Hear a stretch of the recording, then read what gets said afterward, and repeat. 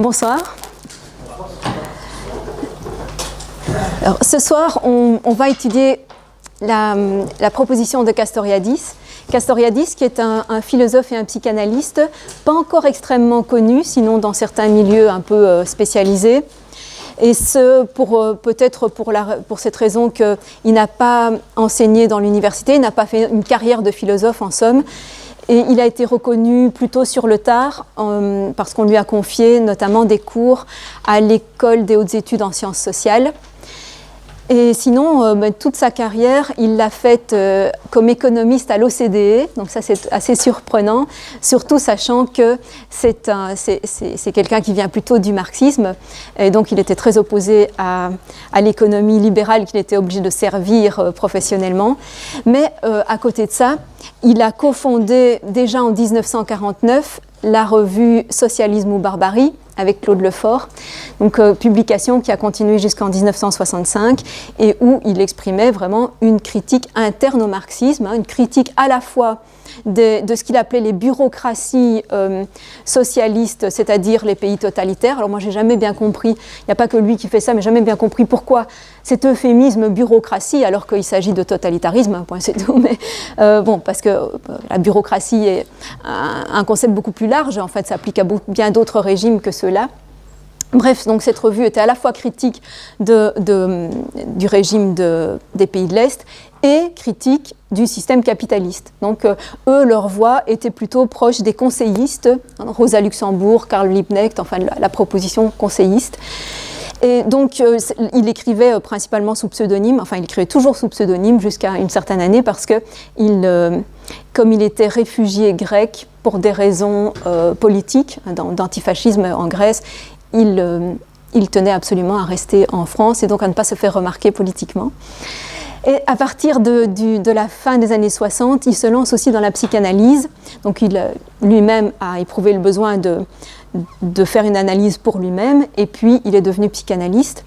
Et cet apport donc à la fois de l'économie, de la psychanalyse et bientôt de l'anthropologie, tous ces apports vont se conjuguer pour donner à sa philosophie un caractère vraiment très multiple, très transdisciplinaire qui, vous allez voir, apporte vraiment des résultats très intéressants.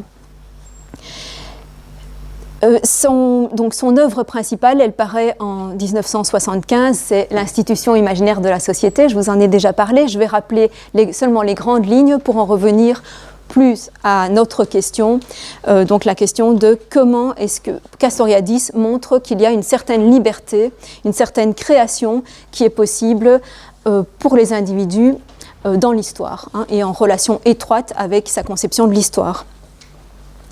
Son objet d'étude principal, donc, c'est de comprendre comment les institutions d'une société sont produites par un certain groupe social. Et quand on dit une société, il faut entendre n'importe quel groupe social de n'importe quelle échelle. Ça peut être un petit groupe, une tribu perdue en Amazonie, comme ça peut être une société qui est à l'échelle d'un continent. Donc peu importe l'étendue du groupe social. Tout groupe social donc, développe certaines institutions et il s'interroge sur la manière dont celles-ci sont instituées et comment elles évoluent dans l'histoire, de sorte que la plupart du temps, il parle de l'expression « le social historique » pour montrer que c'est absolument inséparable, que toute société est inscrite dans une histoire et que toute histoire est toujours à référer à une certaine société. Donc il veut comprendre aussi quelles sont les relations entre les membres de cette société et la société dans son ensemble. Donc comment est-ce que les individus influencent leur société aussi bien qu'ils sont influencés par elle. Donc c'est très important pour nous, pour notre question, ce rapport-là, puisqu'il faut essayer de comprendre si les individus peuvent être libres par rapport à leur société ou s'ils sont entièrement déterminés par elle. Bon, ça fait partie de notre question. Castoriadis voit dans cette étude théorique un enjeu pratique, donc bien sûr il y a un désir de connaissance, de compréhension, d'élucidation de ce qui se passe, mais il y a aussi un enjeu pratique qui est que, alors, il est de manière tout à fait déclarée un révolutionnaire. Il pense qu'il faut révolutionner la société et il interroge donc les conditions de possibilité d'une révolution. Donc parmi ces conditions, il y a le fait que les individus sont bien des sujets de leur histoire. S'ils ne sont pas des sujets de leur histoire, c'est pas trop la peine vraiment de lutter pour modifier les structures de la société. Alors ça c'est bon. C'est la position qu'il mène jusqu'en 1975, au moment où il écrit cette œuvre principale. Par la suite, il n'a pas arrêté de poursuivre sa réflexion dans des nouvelles œuvres, mais sa position est devenue un petit peu plus pessimiste quant aux possibilités de la Révolution, et ça c'est purement une question d'époque, évidemment. Je veux dire, dans les années 60 et début des années 70, il y avait un courant dans lequel il pouvait s'intégrer, il pouvait se dire « je ne suis pas le seul à vouloir ça », il y a toute une grande partie de la population qui a ce désir, et donc quelque chose manifestement est possible.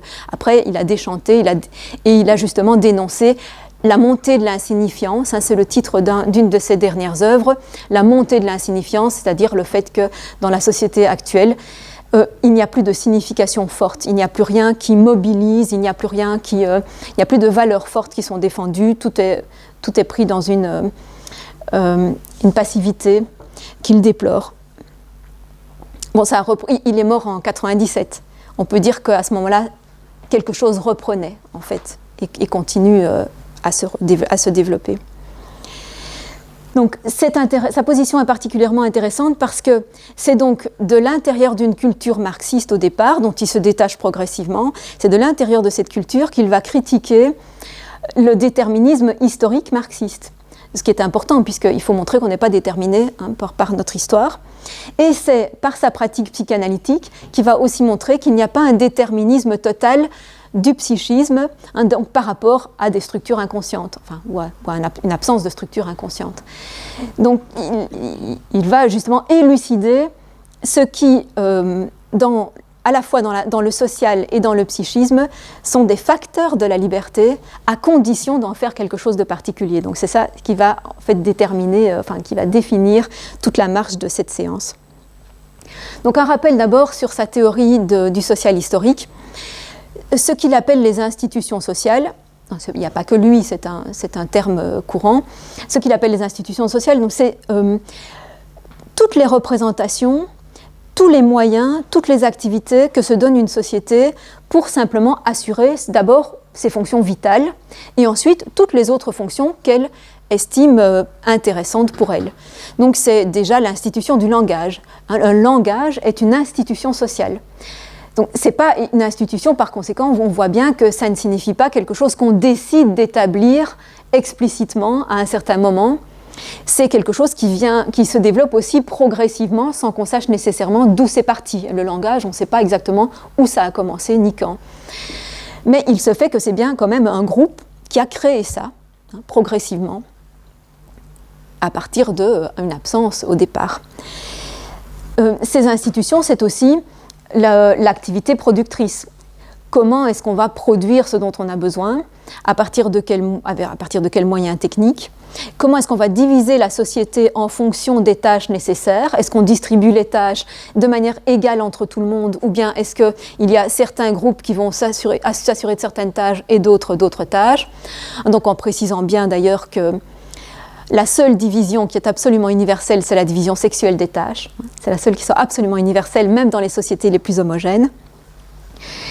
Après, on a aussi nécessairement des institutions de type moral, des interdits, des choses qui sont permises, d'autres prônées, d'autres blâmables, d'autres absolument interdites, et des gardiens éventuellement de cette institution morale.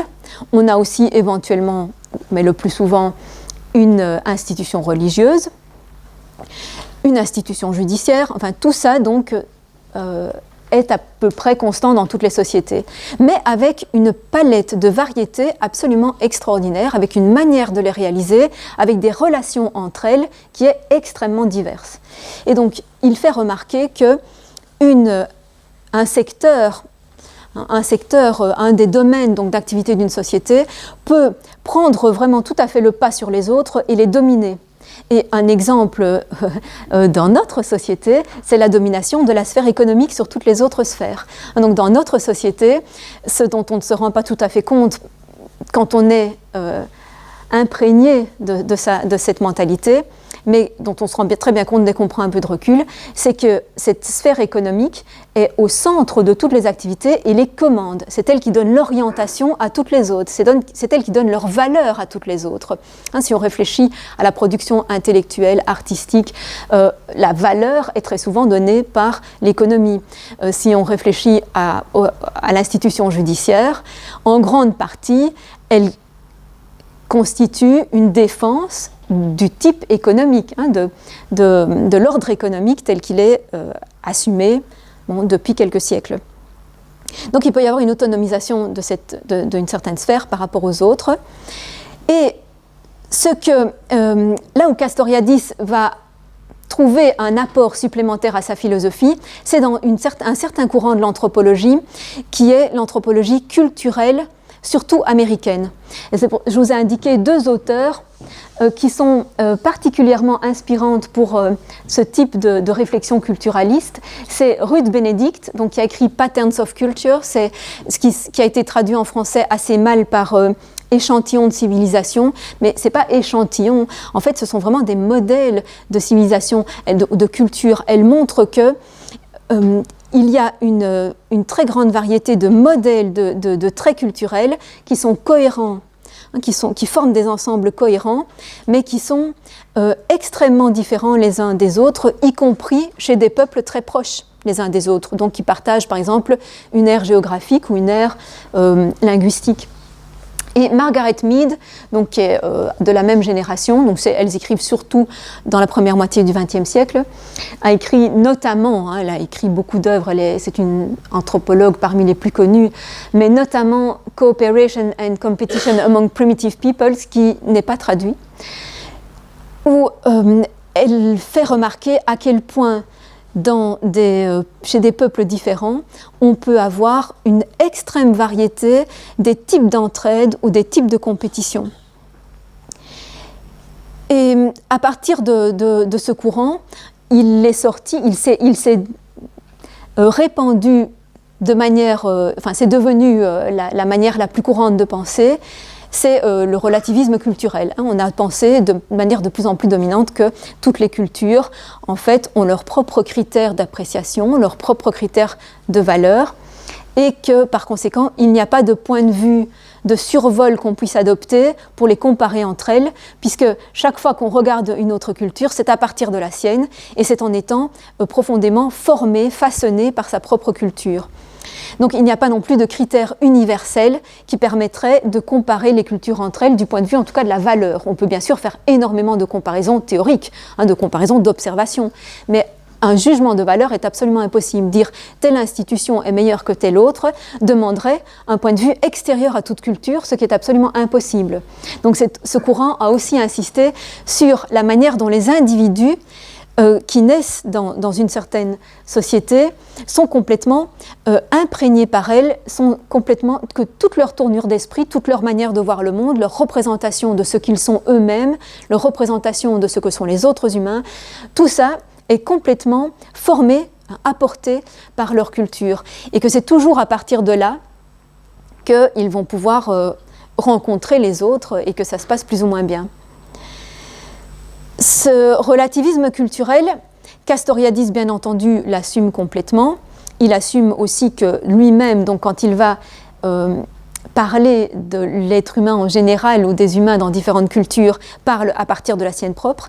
Et pourtant, c'est un point important pour lui d'essayer de montrer qu'il y a un trait culturel qui est né à un certain moment dans une certaine culture et qui vaut pour toutes les autres. Ce trait culturel, c'est l'autonomie. C'est sa fameuse thèse de l'autonomie. Il faut bien comprendre ce qu'on appelle l'autonomie à propos d'une société. Ce que Castoriadis appelle l'autonomie, c'est le fait qu'une société soit consciente que c'est elle-même qui institue l'ensemble de ses représentations, de ses activités, de ses modes donc de vie et de survie. La plupart des sociétés, il le fait remarquer, ne sont pas conscientes de ça, ou le refusent, hein, plus ou moins volontairement. Donc dans la plupart des sociétés, on fait reposer la garantie des institutions sur une transcendance quelconque. Ça peut être un dieu, ça peut être un héros fondateur, un ancêtre, des forces quelconques, mais en tout cas transcendantes, qui ont donné à la tribu, qui ont donné au groupe ces structures fondamentales, structures fondamentales donc des rapports entre les membres, de la manière dont ils vont assurer leur subsistance. Est-ce qu'ils vont être chasseurs, éleveurs, agriculteurs? Donc ce sont des dieux qui donnent le maïs ou qui donnent la chasse. Bon. Donc dans la plupart des sociétés, il y a vraiment un recours à une transcendance pour expliquer pourquoi on fait les choses telles qu'on les fait, ce qui aussi empêche de les modifier. Parce qu'à partir du moment où il y a cette garantie transcendante, on ne peut pas aller contre. Il est absolument, il serait sacrilège d'aller contre. Donc ça maintient aussi un certain immobilisme, une certaine répétition dans les manières de faire. Et c'est bien connu que pour Castoriadis, il y a une société historiquement où a surgi la mise en question de ce recours à une transcendance ou une garantie extérieure, c'est la Grèce ancienne, c'est l'apparition conjointe en Grèce archaïque et de la démocratie et de la philosophie. Alors, apparition conjointe, non pas l'une à cause de l'autre, mais les deux en raison des mêmes conditions, des mêmes présupposés, parce que toutes les deux présupposent justement la possibilité de mettre tout en question sans limite. Donc le fait qu'on ne va pas s'arrêter ni dans le domaine théorique de la philosophie, ni dans le domaine pratique de la politique, on ne va jamais s'arrêter à quelque chose qui soit intangible ou inquestionnable. Tout est questionnable. Et dans le domaine théorique, ça veut dire il n'y a pas de réponse qui soit donnée, il faut toujours chercher davantage les réponses.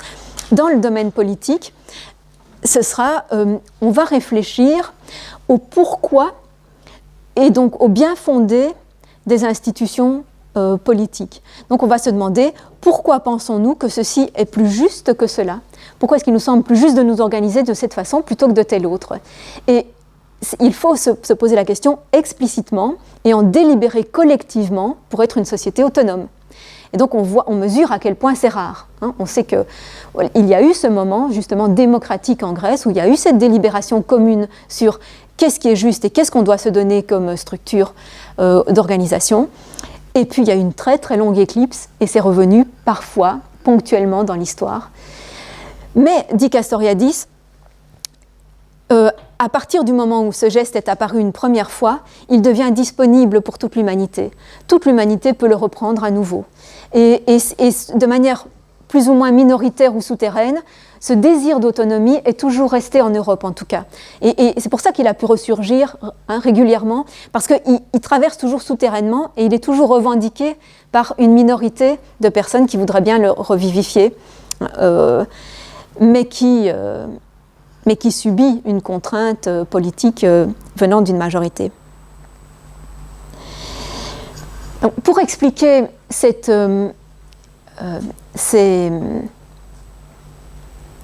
hétéronomie, donc le fait que la plupart des sociétés ne sont pas conscientes du fait que ce sont elles-mêmes qui instituent l'ensemble de leur structure, il y a eu une multitude de propos, il y a eu quelques propositions, disons, pour expliquer comment elles pouvaient à la fois être apparues et être maintenues. Et l'explication, disons, la plus spontanée, la plus tentante peut-être, la plus simple, c'est l'explication fonctionnaliste. Fonctionnaliste, c'est-à-dire on pense que toutes les institutions remplissent des fonctions qui sont indispensables à la survie du groupe et que comme telles, elles sont donc nécessaires. Donc c'est un type de déterminisme, le fonctionnalisme, puisqu'on dit il faut remplir ces fonctions pour que le groupe se maintienne. Et il le faut en fonction de contraintes naturelles, des contraintes de l'environnement qui sont différentes pour chacun des groupes et ce qui expliquerait donc la variété des institutions qui chaque fois doivent garantir la survie. Alors il est certain qu'il y a des contraintes pour la survie d'un groupe. Il est certain que si un groupe n'arrive pas à produire sa nourriture par exemple, ou n'arrive pas à assurer sa reproduction, la reproduction de ses membres, il va s'éteindre, c'est une certitude. Mais mis à part donc l'énoncé de ces grandes nécessités biologiques, il reste une infinie variété de possibilités pour assurer justement ces nécessités. Et on constate que dans beaucoup de cas, il y a des interdits, par exemple, qui ne sont absolument pas dictés par des nécessités naturelles. Des interdits alimentaires qui ne portent sur des espèces de végétaux ou d'animaux qui ne sont ni particulièrement rares, ni particulièrement toxiques ou non nutritives. Donc, on voit bien qu'il y a des interdits totalement arbitraires. Bon, d'autre part, quand on va un petit peu plus loin dans les institutions, disons un peu plus détachées des besoins strictement biologiques, on voit que l'arbitraire augmente encore plus. Les conventions en termes de morale ou de ce qu'on estime juste ou punissable sont extrêmement variées. Alors ne parlons pas de tout l'arbitraire dans les rituels. Donc toutes les sociétés ont leurs rituels, qu'on peut appeler plus ou moins religieux ou magiques, mais tous ces rituels paraissent extrêmement arbitraires par rapport à la fin qu'ils visent. Alors le fonctionnalisme donc, est très vite limité dans son explication. Très vite on se rend compte que non, il n'y a pas de fonction particulière à ce que le curé revête un vêtement blanc ou un vêtement rouge ou un vêtement noir. Ça n'a absolument aucune fonction. Donc et pourtant c'est extrêmement important, c'est figé dans l'institution, c'est tout aussi obligatoire que, par exemple, le fait qu'il faille manger des légumes et des fruits. Ça paraît aussi obligatoire dans une société. Alors, une alternative à l'explication fonctionnaliste, ça a été l'explication structuraliste, qui empruntait à la linguistique l'idée que dans un système, les éléments, chacun des éléments, ne prend de sens que par ses relations avec les autres éléments.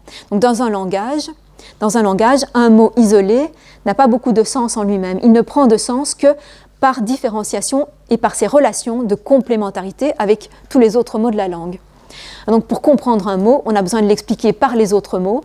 Et comme tous les mots sont plus ou moins chargés de multiples sens, ou de multiples, en tout cas, usages, ils ne prennent vraiment tout leur sens que dans le contexte, ce qu'on appelle justement le contexte, qui est précisément l'ensemble des autres mots qui les entourent. Donc on voit bien comment ça forme un système où les éléments sont interdépendants. Et donc le fondateur, le principal représentant de l'école structuraliste, qui est Claude Lévi-Strauss, a montré, d'autres l'ont fait aussi, mais a montré en particulier comment les mythes de la plupart des sociétés qui ont des mythes, donc y compris le mythe judéo-chrétien, comment en fait les mythes sont ces types de structures où tous les éléments se répondent les uns aux autres. Et ça permettait d'expliquer un certain arbitraire parce que il devait y avoir des résonances, des échos entre les éléments apparemment opposés, ou apparemment sans relation particulière entre eux, qui expliquaient des particularités absolument non fonctionnelles. Donc c'était effectivement une approche qui pouvait être féconde pour expliquer certaines apparences arbitraires, mais Castoriadis déplore que cette explication soit purement synchronique et non pas diachronique. Donc synchronique, ça veut dire elle prend l'état d'une certaine société à une époque donnée et n'envisage pas comment cet état a surgi d'une histoire et ensuite continue à évoluer, puisque toutes les sociétés en fait ont une évolution historique, même celles qu'on a pendant un certain temps appelées des sociétés sans histoire, simplement parce qu'elles avaient une évolution beaucoup plus lente et beaucoup plus freinée que les autres. Donc le structuralisme ne peut pas rendre compte de l'histoire, et en plus il ne rend pas vraiment compte non plus de l'étayage, comme dit Castoriadis, l'étayage, c'est-à-dire le fait de se reposer, de l'étayage de toute institution sur une strate naturelle nécessaire. Bon, là, les éléments d'un mythe ou d'un rituel, ou même des éléments des structures de la parenté, donc qu'est-ce qui est permis comme type d'union, qu'est-ce qui n'est pas permis, comment est-ce qu'on va déterminer les clans qui sont appariés, les clans qui ne le sont pas. Bon. Donc toutes ces structures-là sont étayées sur une certaine réalité qui est celle du groupe et ne sont pas déplaçables comme telles dans un autre environnement, n'apparaîtraient pas comme telles dans un autre environnement. Donc en gros, qu'est-ce qu'on constate ? On constate qu'effectivement, il y a une certaine nécessité qui est naturelle, qui est due aux fonctions biologiques des humains, qui est due aux contraintes de l'environnement chaque fois différent pour chaque groupe. À côté de ça, on voit bien qu'il y a un arbitraire total de toute une série d'institutions ou de détails de l'institution, de manières de faire qui pourraient être différentes et qui fonctionneraient tout aussi bien. Et Castoriadis ajoute, en fait, contre la réduction de l'explication à des besoins, il faut vraiment se demander qu'est-ce qui définit les besoins. Et donc, il y a une grande insuffisance d'une explication fondée sur les besoins, en ce sens que ça fait partie des institutions d'une société de définir ses besoins. Et ce qui apparaît comme un besoin dans l'une apparaît comme totalement superflu, voire même impensable dans l'autre. Donc ça fait partie des institutions, donc on ne peut pas dire que chaque fois ce sont des réponses à des besoins, comme si on supposait qu'il y avait une universalité des besoins, comme si partout les humains avaient les mêmes besoins, mis à part, encore une fois, les quelques-uns qui sont évidents parce qu'ils sont animaux, en somme, biologiques.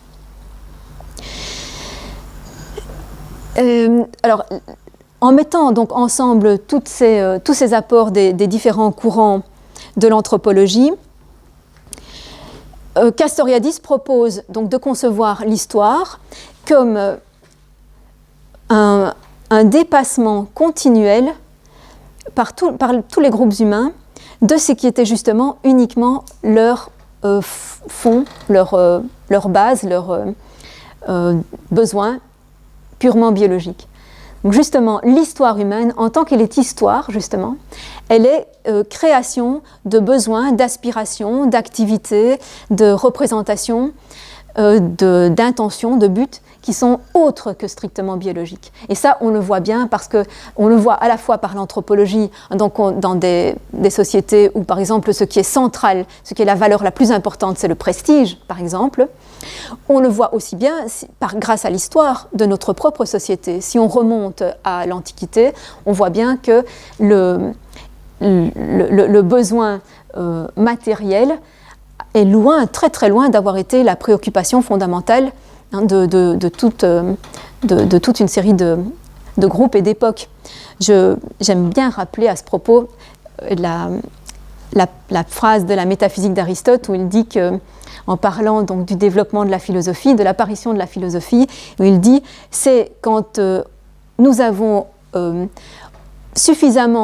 nous avons suffisamment développé tout ce qui était nécessaire pour les besoins de la vie et leur agrément, que nous avons pu nous tourner vers des activités intellectuelles plus intéressantes. Donc il considérait à son époque qu'il n'avait plus besoin d'évolution technique. Tout ce qui était nécessaire pour la vie et même pour le confort était déjà acquis. Et donc on pouvait maintenant se tourner vers des choses plus intéressantes, les sciences, les mathématiques, la philosophie, les arts, bien sûr. Et donc c'est très intéressant effectivement de comparer, de se rendre compte que ça voulait dire que l'amélioration matérielle n'était plus du tout une préoccupation. C'était un acquis. La préoccupation était placée ailleurs. Bon, sans compter aussi des valeurs, là aussi, disons, de type aristocratique, donc comme les a bien décrites Hannah Arendt, donc le fait que l'important pour une personne était de se distinguer par un exploit dans quelque domaine que ce soit, et non pas par une accumulation de richesses. Donc à partir de là, Castoriadis veut montrer que l'histoire est création. L'histoire est création, et pour le montrer, il passe aussi par une réfutation des théories qui sont déterministes à propos de l'histoire. Et ça, c'est principalement les théories de Hegel et de Marx. Donc Hegel a proposé donc un déterminisme, enfin, ça se discute que ce soit un déterminisme, mais en tout cas une évolution historique, donc, selon laquelle ce qu'il appelle l'esprit, c'est-à-dire la totalité de tous les savoirs et de toutes les activités humaines, c'est ça en fait qu'il met sous le mot de esprit. C'est pas un esprit séparé, c'est un esprit qui rassemble en fait la totalité de l'activité humaine. Donc il y a une évolution de l'esprit qui passe d'étape en étape ou de figure en figure dans une progression jusqu'à ce qu'il appelle l'esprit absolu ou le savoir absolu. Et la progression d'une étape à l'autre se fait par une nécessité interne à chaque étape. Donc chaque étape arrive à un certain moment à un manque ou à une contradiction, et de l'intérieur se fait un dépassement de cette étape. Donc c'est pour ça que ce processus est dit dialectique, parce que chaque fois donc, qu'on a une étape posée, une première, donc une sorte de thèse, il naît une contradiction qui vient donc s'opposer à cette thèse, et ensuite il y a un besoin d'un dépassement qui à la fois conserve les deux éléments, mais résout leurs contradictions en créant quelque chose de nouveau. Mais donc ce nouveau est chaque fois défini par le précédent. Ce nouveau est toujours un résultat en fait de la contradiction précédente.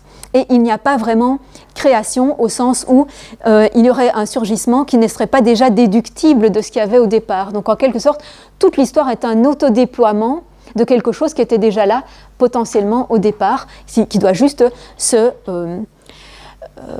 déployer dans le temps, hein, en développant ces multiples phases. Donc ça, c'est la théorie hégélienne.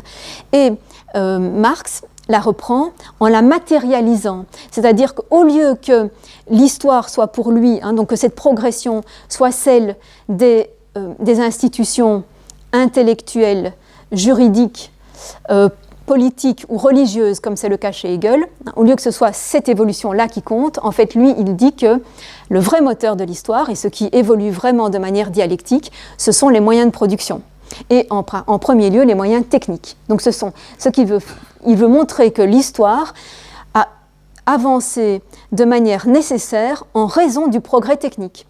Et que c'est ce progrès technique qui crée un certain type d'économie. Et ce type d'économie définit à son tour les rapports sociaux. Donc selon qu'on a,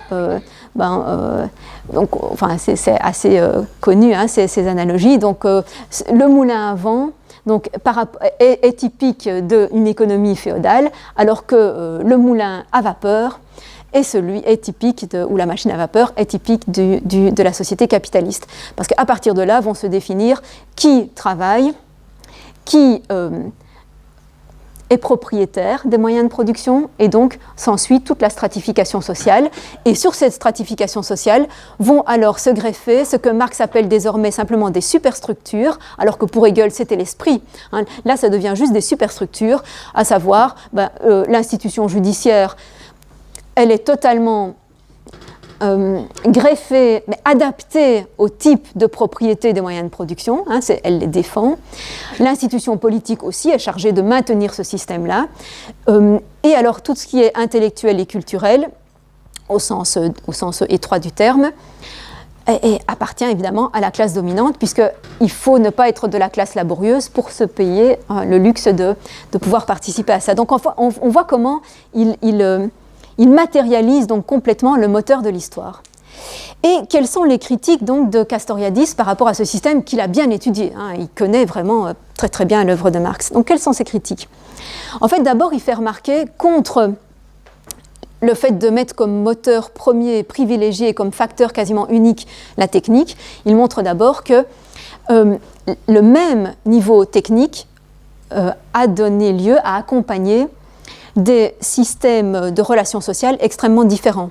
Hein, au même niveau technique, on a aussi bien des sociétés féodales que des sociétés comme impérialistes, comme l'Empire romain ou les empires orientaux, des sociétés pharaoniques, hein, par exemple, donc des despotismes extrêmement centralisés.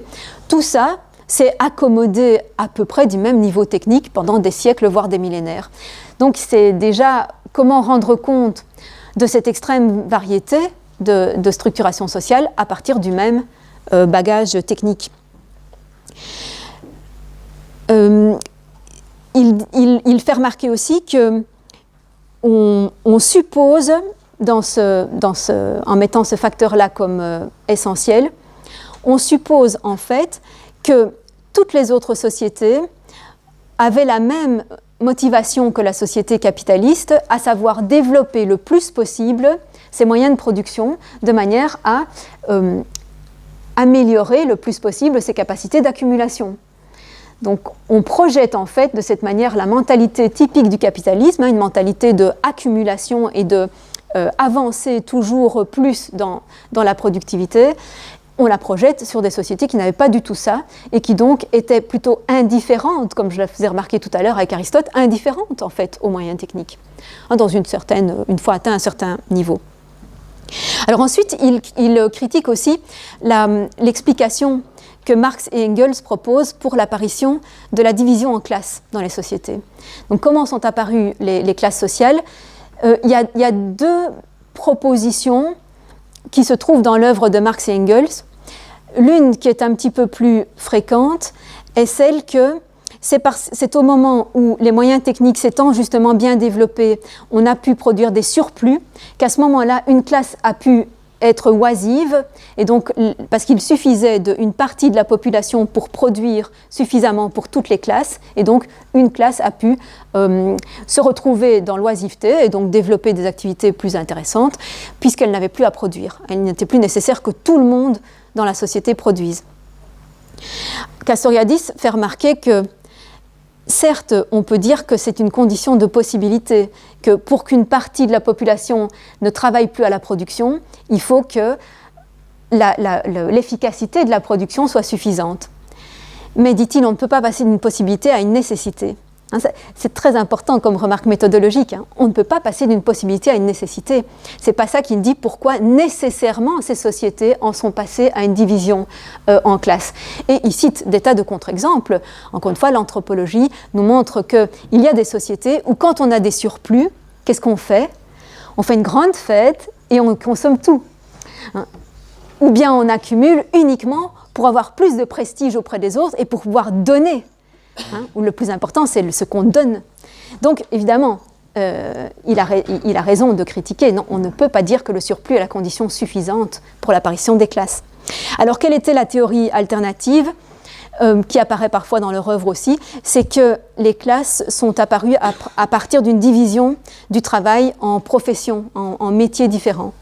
Mais là, le problème, c'est qu'on voit bien que dans la classe laborieuse, et même dans le prolétariat tel qu'eux-mêmes le définissent, on a une très très grande variété de métiers, et donc il n'y a rien qui explique pourquoi ces métiers-là se sont trouvés dans la même classe, ou qu'est-ce qui les différencie vu qu'ils sont de la même classe, et pareil pour ceux de la classe dominante.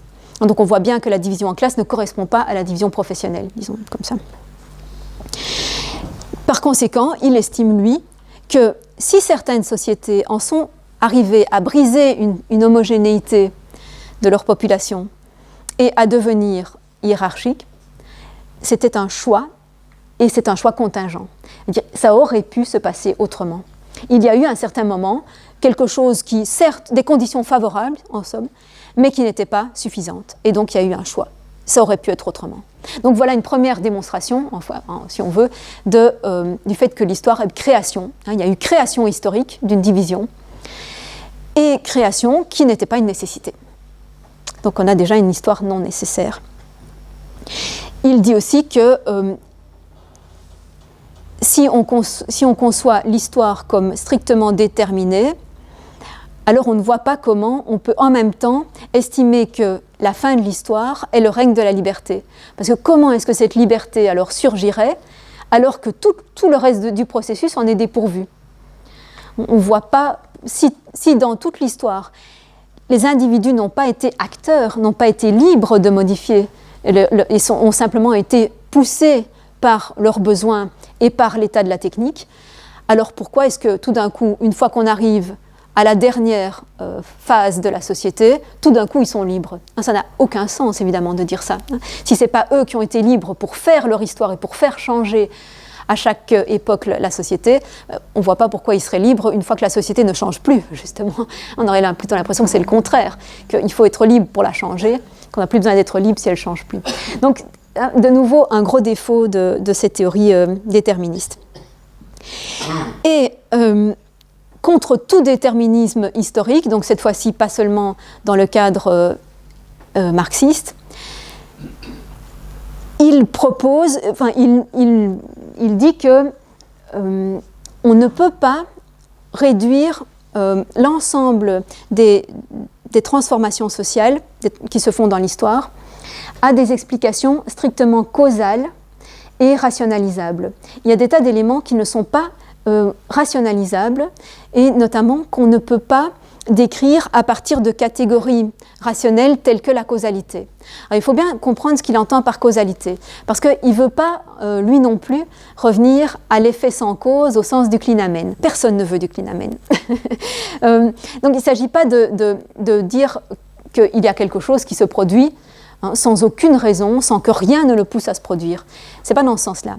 Il veut dire par non causal qu'il ne doit pas y avoir une cause déterminée qui produit un effet déterminé. C'est-à-dire que si on dit que les individus sont des causes, sont des causalités, puisqu'ils agissent, ils produisent des effets.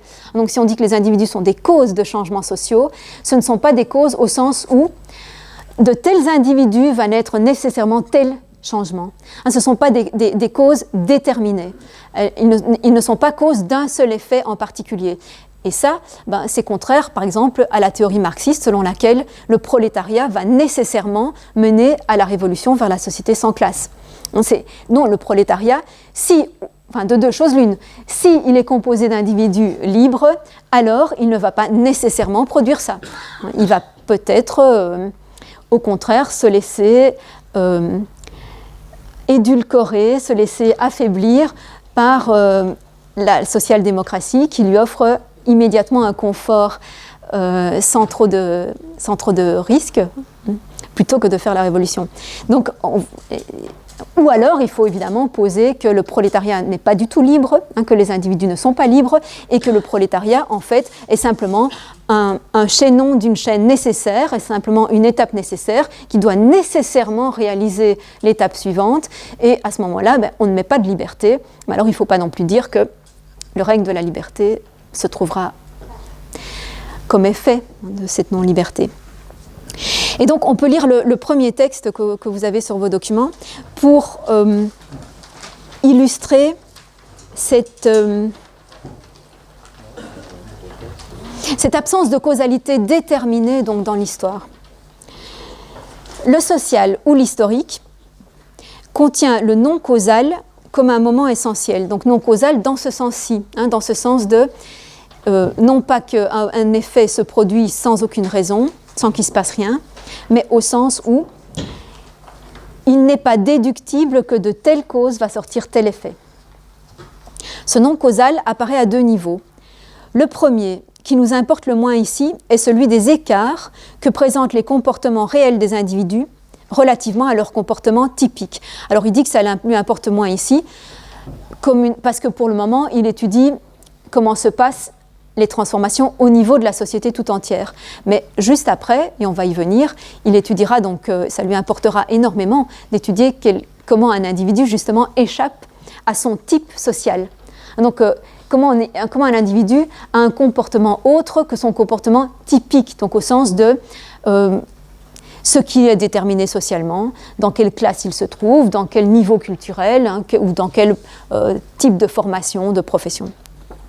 Donc c'est des types.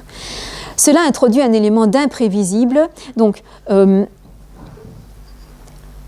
fait qu'un individu peut avoir un écart par rapport à son comportement typique introduit un élément d'imprévisible. Les individus ont quelque chose d'imprévisible à l'échelle d'une société, mais qui ne pourrait pas comme tel empêcher un traitement déterministe, tout au moins au niveau global.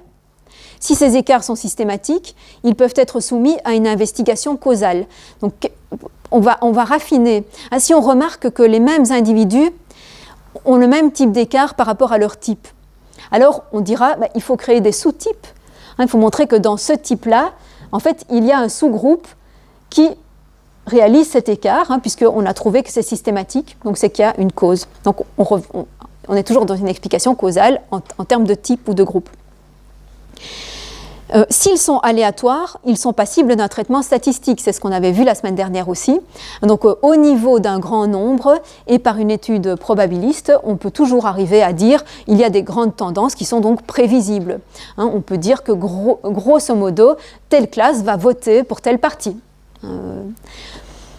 Évidemment, il y a des tas d'exceptions, mais ce n'est pas grave parce qu'on ne cherche justement qu'une prévision d'ensemble. L'imprévisibilité des mouvements des molécules individuelles n'a pas empêché la théorie cinétique des gaz d'être une des branches les plus rigoureuses de la physique. C'est même cette imprévisibilité individuelle qui fonde la puissance extraordinaire de la théorie, donc analogie avec certains phénomènes naturels. Mais le non causal apparaît à un autre niveau, et c'est celui-ci qui importe. Il apparaît comme comportement non pas simplement imprévisible, mais créateur. Des individus, des groupes, des classes ou des sociétés entières. Donc à chacun de ces niveaux, il y a des créations.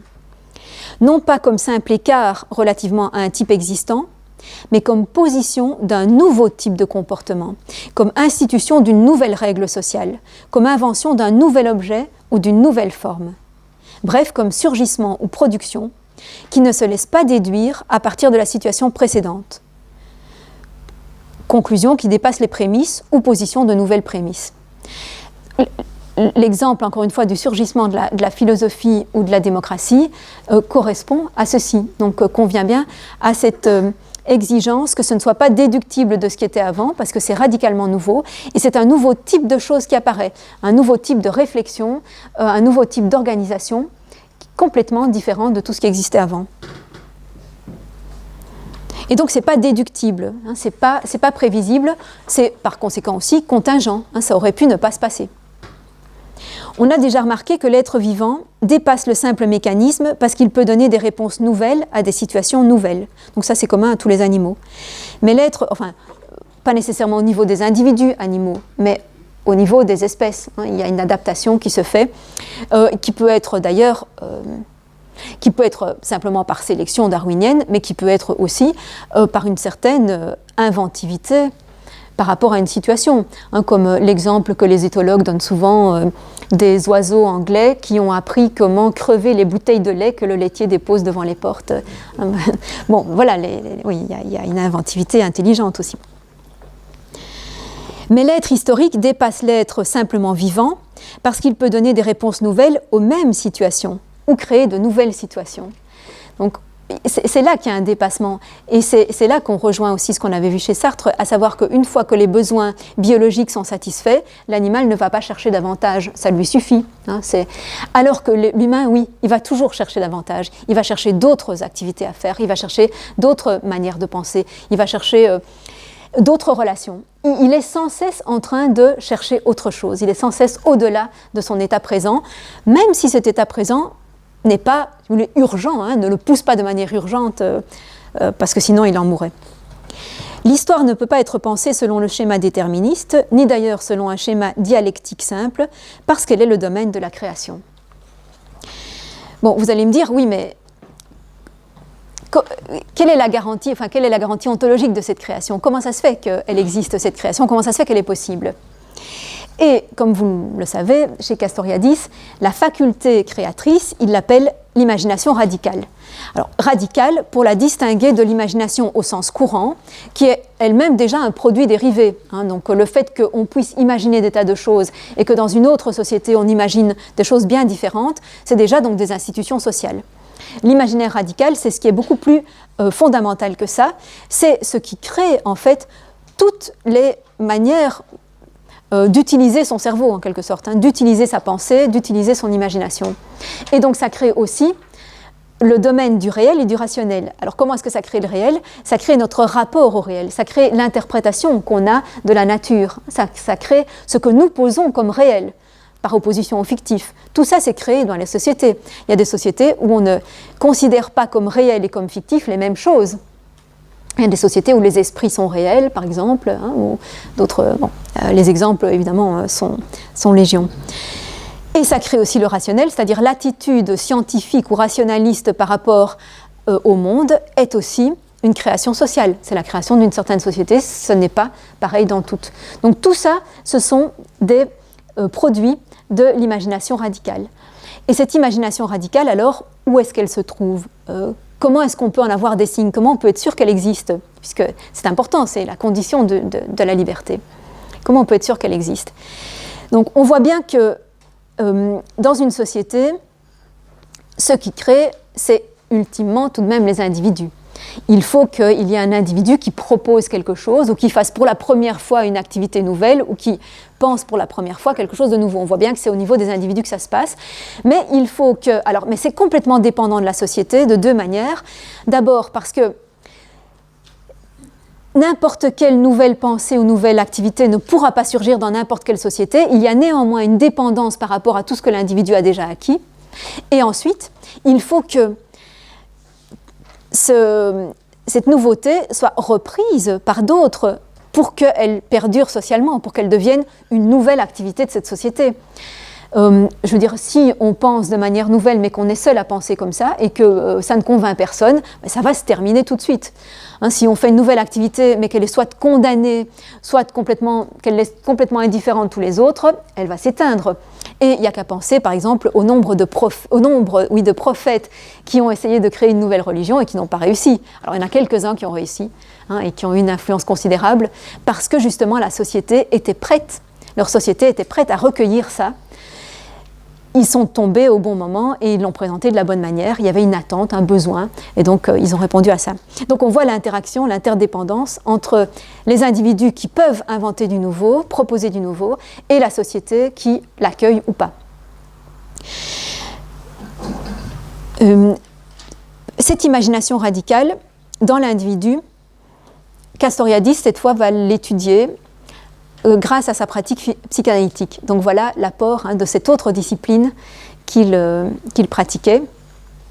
Et donc par une étude approfondie de ce qu'est le psychisme humain.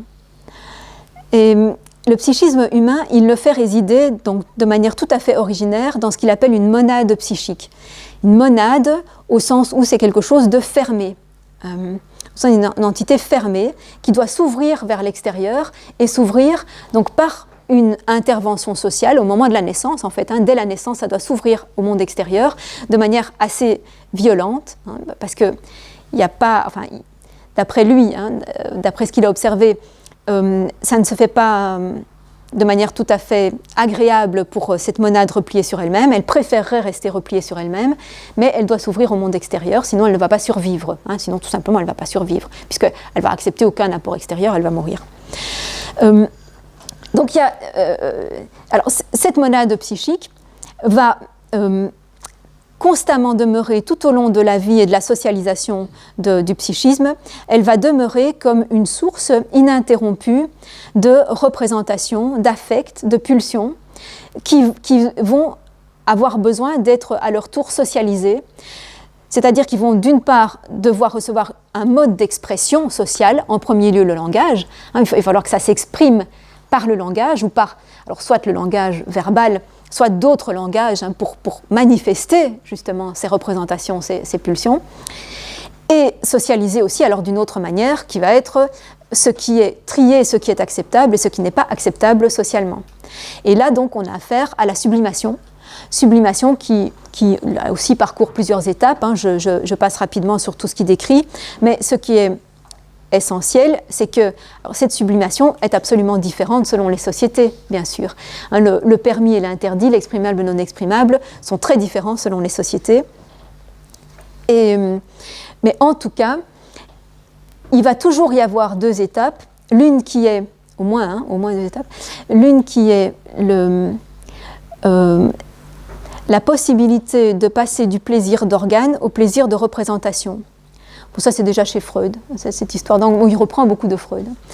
Donc cette capacité de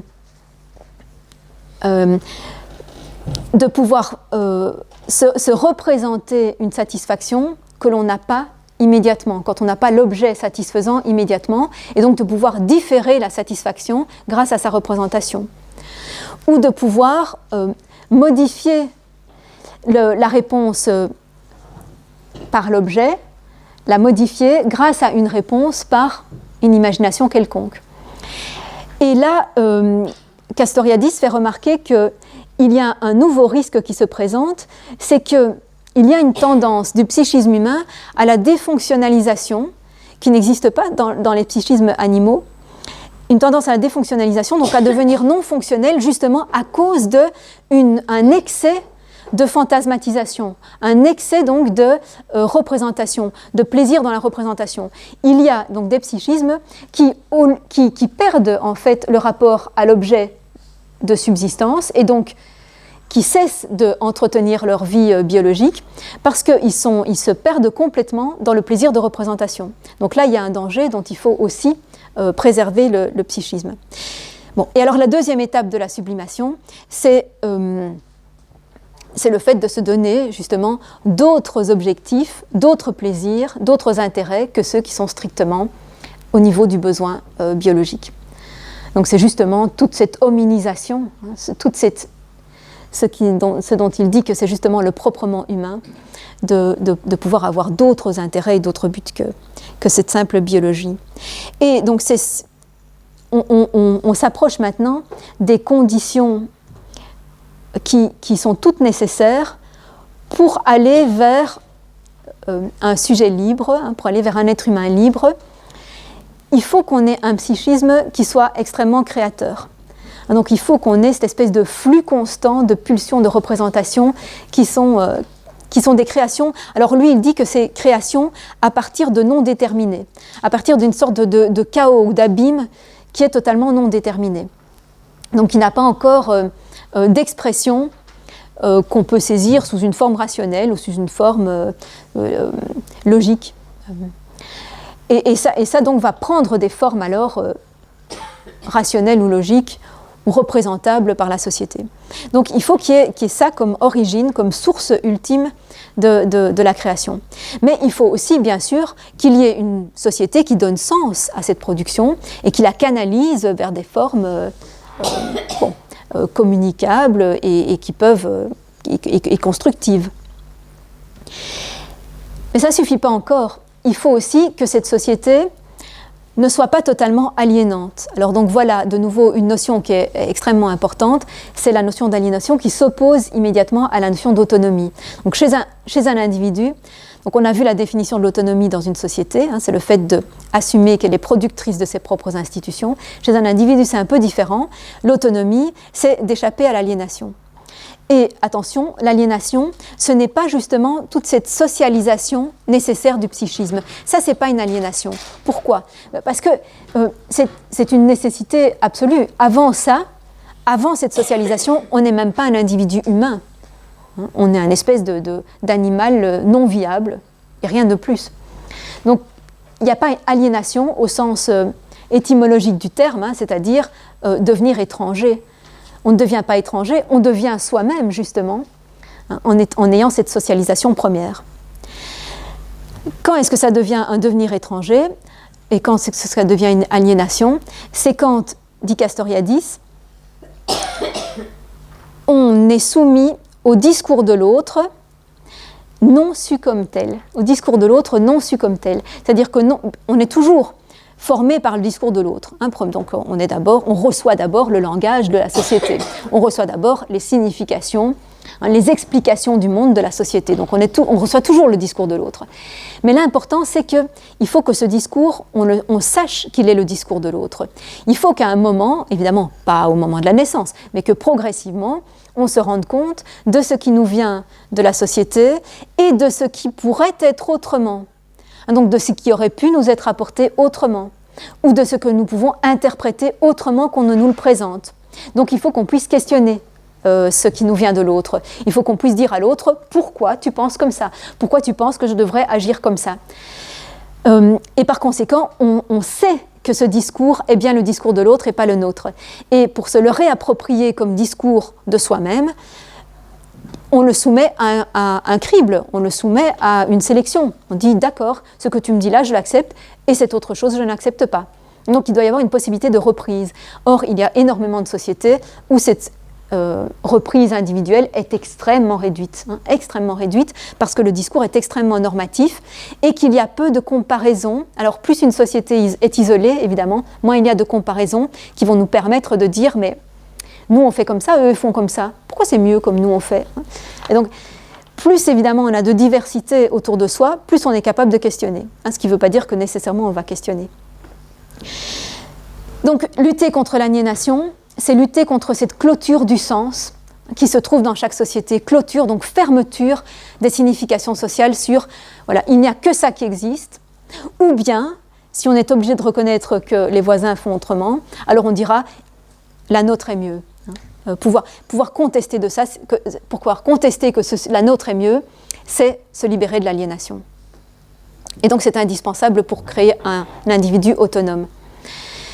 Une condition politique aussi, enfin politico-sociale pour que l'individu soit autonome, c'est que sa société soit autonome, in fine. Parce que, en fait, s'il est dans une société où il ne participe pas à l'élaboration des règles communes, mais forcément, il ne peut pas les questionner. Il ne peut pas les faire siennes s'il n'est pas d'accord avec elles et qu'il n'a aucun moyen de les changer. Donc si on est en désaccord avec certaines règles et qu'on n'a pas la possibilité de dire « je suis en désaccord, je voudrais qu'on en discute » et qu'éventuellement je vous convainc de changer, si on n'a pas cette possibilité-là, on va simplement les subir et donc on ne va pas avoir une reprise individuelle de ce qui nous est donné extérieurement. Donc, c'est comme ça que Castoriadis fait la jonction entre son engagement politique en faveur d'une vraie démocratie, donc une démocratie où tout le monde participe à l'élaboration des règles communes, et donc fait le lien entre ça et son engagement psychanalytique, donc pour essayer de faire des individus qui ont une reprise individuelle par rapport à leur psychisme. Donc la fin de l'analyse, la fin de la psychanalyse, c'est que les individus soient capables non pas de comprendre intégralement leur inconscient, ce qui est par définition impossible, mais en tout cas de comprendre le genre de choses qui leur vient de là et d'être capable de le ressaisir, d'être capable de sublimer ce qui doit être sublimé à leur manière, selon leur choix, et donc de laisser une expression qui leur est acceptable à toutes ces pulsions qui de toute façon seront là et vont continuer. Donc en fait, un individu libre, en fin de compte, ça sera quoi ? Ce sera une subjectivité réfléchissante et délibérante. Réfléchissante, c'est-à-dire qui est capable de se retourner sur elle-même, de savoir ce qui l'a constituée, à la fois psychiquement et socialement, capable de s'analyser soi-même en se disant d'où me vient ceci, d'où me vient cela, est-ce que je suis d'accord de le garder, est-ce que j'essaie de le changer. Bon, ça c'est le côté réfléchissant. Et le côté délibérant, ça signifie, c'est en rapport avec la volonté. Castoriadis insiste beaucoup sur la nécessité d'une volonté. Il dit délibérer, ça veut dire exprimer sa volonté d'être sujet de sa propre vie, de sa propre histoire, et d'être co-auteur de l'histoire générale, de l'histoire du groupe. Il dit, si on ne veut pas l'être, on ne le sera pas. Donc encore un argument en faveur, évidemment, de la liberté et de la responsabilité. Ça ne se fera pas tout seul. On ne va pas être un co-auteur de l'histoire si on ne le veut pas. Si on est simplement passif, on n'est pas co-auteur. Donc, mais il y a moyen de le vouloir. Et donc c'est pour ça qu'il dit aussi qu'il faut avoir la passion de la démocratie, où il faut avoir la passion de l'engagement pour effectivement changer activement les choses. Et donc c'est par là qu'il définit la liberté. Alors je vous avais mis un deuxième texte qui commente la fameuse phrase de Freud, où est ça doit advenir je. Où est ça doit advenir je. Donc là où se trouvent simplement des pulsions et des représentations inconscientes, doit advenir je comme sujet capable de reprendre ça et de s'affirmer de manière réfléchie. Alors donc quel que soit, Castoriadis dit, bon, quel que soit le sens qu'il faut exactement donner au ça et au je chez Freud, peu importe, en fait, lui justement, il prend ce je au sens de la subjectivité réfléchissante et délibérante. Et donc voilà comment il décrit cette possibilité.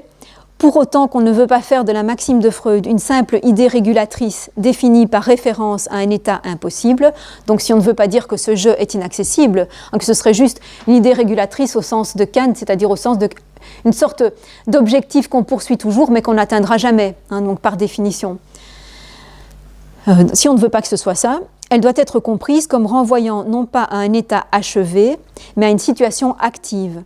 Non pas à une personne idéale qui serait devenue je pur une fois pour toutes, livrerait un discours exclusivement sien, ne produirait jamais des fantasmes, mais à une personne réelle qui n'arrête pas son mouvement de reprise de ce qui était acquis, du discours de l'autre, qui est capable de dévoiler ses fantasmes comme fantasmes et ne se laisse pas finalement dominer par eux, à moins qu'elle le veuille bien, parce que alors c'est un choix, bien sûr. Histoire de dire, évidemment, on n'est jamais un individu libre une fois pour toutes, on n'est jamais arrivé à cette reprise, disons, de ces conditions auxquelles on a été, qu'on a subies, auxquelles on a été soumis, on n'a jamais fini de les reprendre. Hein. C'est quelque chose de constant. La construction de soi est quelque chose de constant tout au long de la vie et il ne faut pas viser à un état abouti définitivement.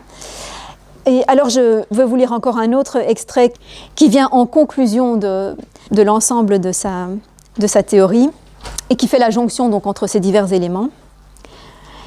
Si nous affirmons la tendance de la société contemporaine vers l'autonomie, si nous voulons travailler à sa réalisation, donc nous voulons délibérément, c'est que nous affirmons l'autonomie comme mode d'être de l'homme.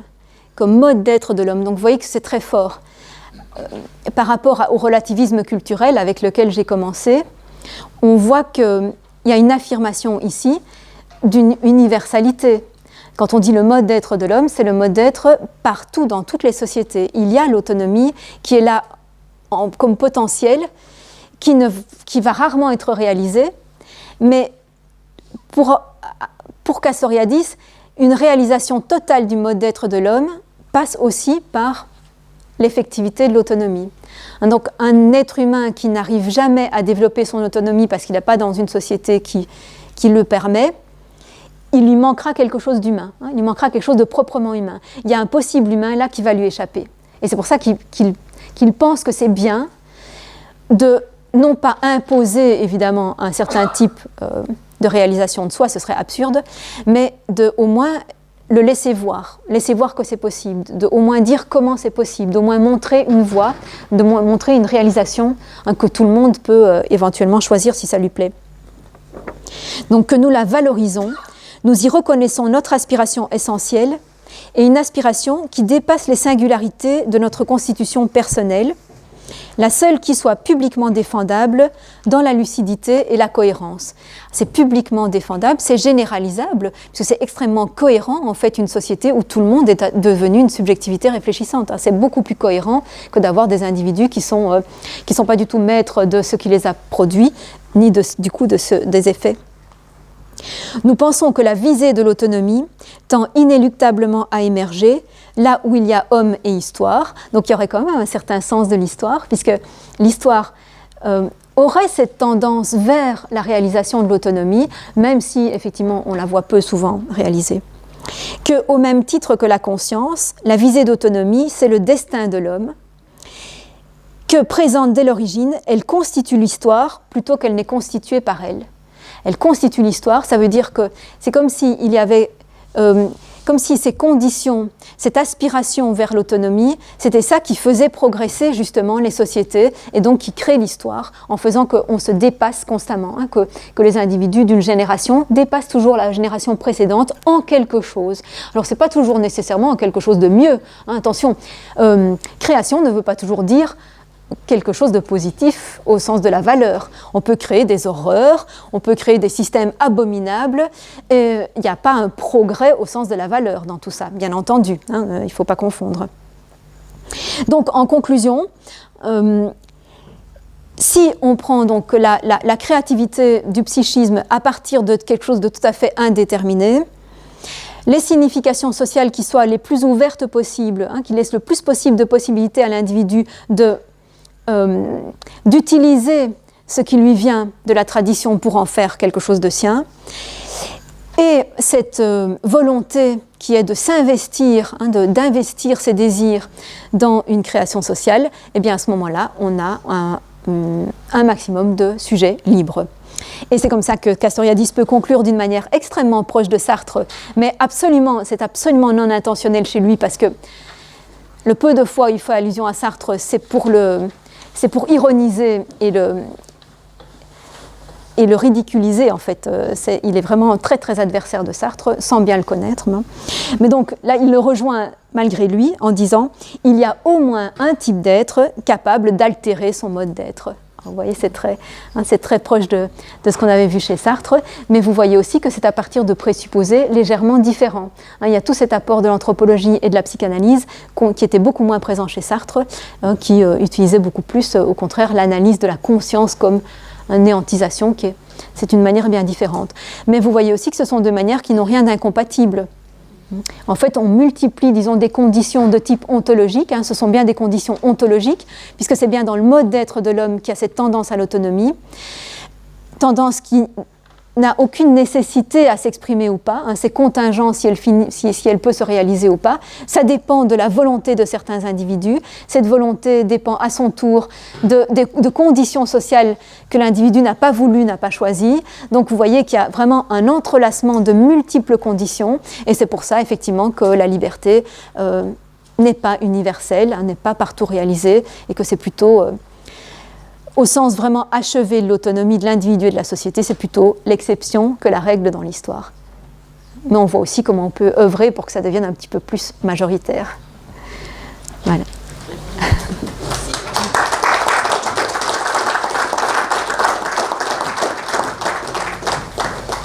Michel ? Je sais que Castoriadis, quand il s'est tourné vers la psychanalyse, il s'est d'abord tourné vers Lacan.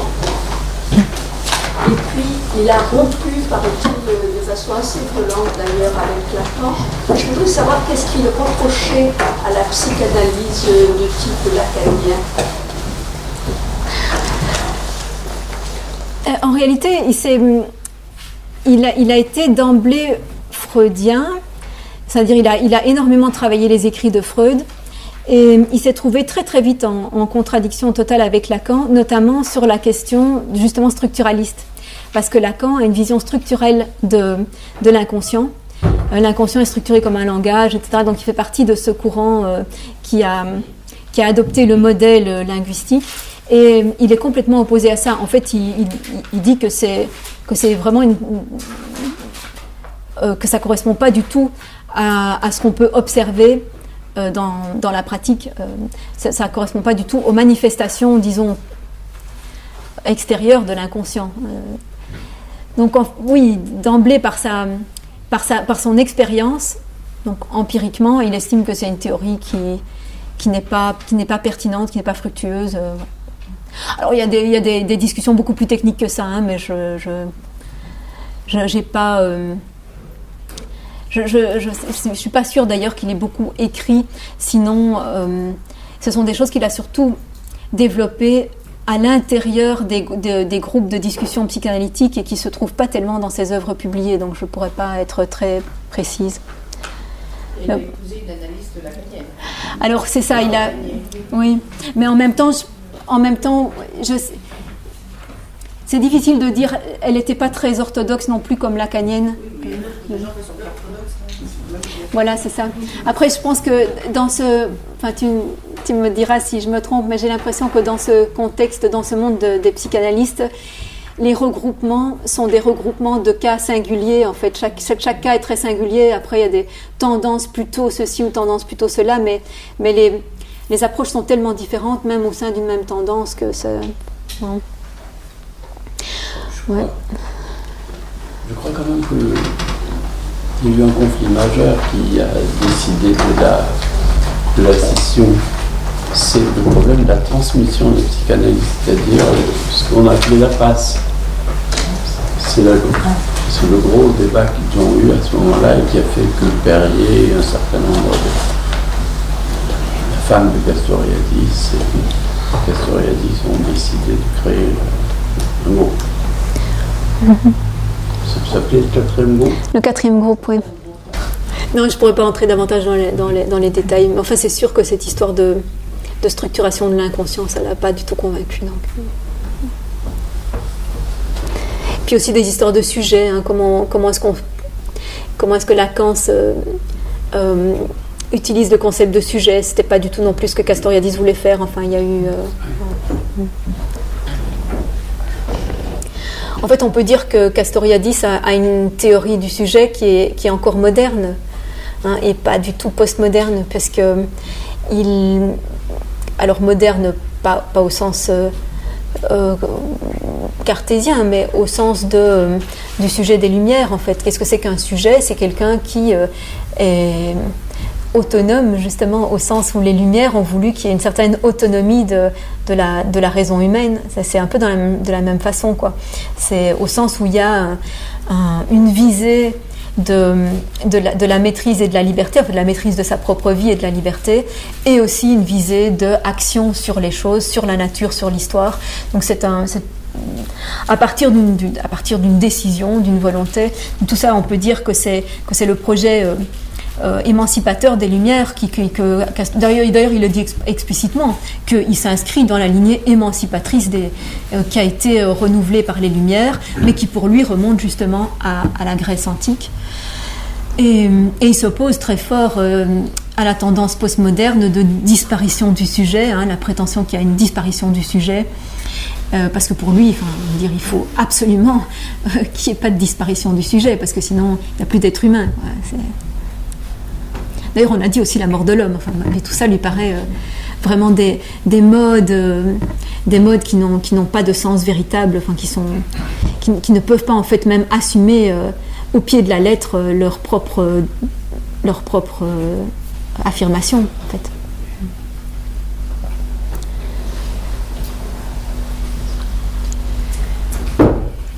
Oui, moi je suis en train de m'interroger sur le déterminisme et le destin. Il y a, par ces éléments-là, on se rend compte que la liberté devient possible. Enfin, je ne sais pas si je l'exprime clairement, mais... Oui, tu mets le doigt sur quelque chose qui est au fond un problème dans ce texte, dans ce deuxième texte qu'on a lu, oui. Parce que le fait qu'il utilise le mot destin est évidemment contradictoire avec le fait qu'il n'y ait pas de déterminisme, puisque en fait, dans l'idée de destin, c'est l'idée qu'on va nécessairement vers quelque chose, que la modification historique va nécessairement vers une certaine fin. Mais ce qui veut simplement dire, je crois qu'il l'utilise de manière un petit peu ironique, presque ironique. Si on doit parler d'un destin de l'homme, alors c'est celui qui annihile le destin en quelque sorte. C'est comme si, tu vois, l'humain allait vers la révélation totale de sa liberté, c'est-à-dire du fait qu'il n'est pas destiné. Mais il y a quand même, dans l'idée qu'il y a comme accomplissement de quelque chose qui fait potentiellement partie de son être, alors là, c'est comme s'il allait quand même vers la totale réalisation de son être. Et c'est en ce sens-là, destin est moins une antiphrase, en fait, dire le contraire de ce qu'on veut, puisque on peut dire que selon le schème téléologique qu'on trouve donc dans le développement des vivants, il y a une téléologie dans la graine qui fait qu'elle va se développer en telle plante, ou dans l'animal qui va se développer en tel animal. Donc, il y a une certaine téléologie, c'est-à-dire que dès le début, la fin est visée. Et donc on peut dire que de la même façon, dans l'être de l'homme, sa réalisation totale, de la même manière que l'adulte est la réalisation totale de la semence, sa réalisation totale, ce serait d'arriver à être libre, d'arriver à être autonome. Donc effectivement, on peut dire que si on entend destin dans ce sens de la pleine réalisation d'un potentiel qui était là au départ, alors oui, il y a un destin de l'homme. Mais tu fais bien de remarquer que c'est pas le sens le plus courant du terme. Ça veut dire qu'on est prédisposé sans être pour autant prédestiné. Exactement. Il y a une prédisposition au sens où il y a un potentiel et qu'il faut des circonstances favorables pour qu'il se réalise. Il ne suffit pas de circonstances favorables puisqu'on ajoute qu'il y a un acte créateur, parce que sinon on compléterait simplement un déterminisme par un autre, donc c'est pas l'effet qu'on cherche. Mais effectivement, il y a une prédisposition qui n'est pas une prédestination, qui n'est pas une prédétermination, et surtout qui n'est pas une nécessité. C'est pour ça qu'on voit que la liberté se réalise si rarement, c'est qu'elle n'est pas une nécessité. Il n'y a pas de nécessité, on peut voir des générations et des générations d'humains qui ne développent jamais l'autonomie et qui pour autant survivent très bien. C'est pas une nécessité d'arriver à ça.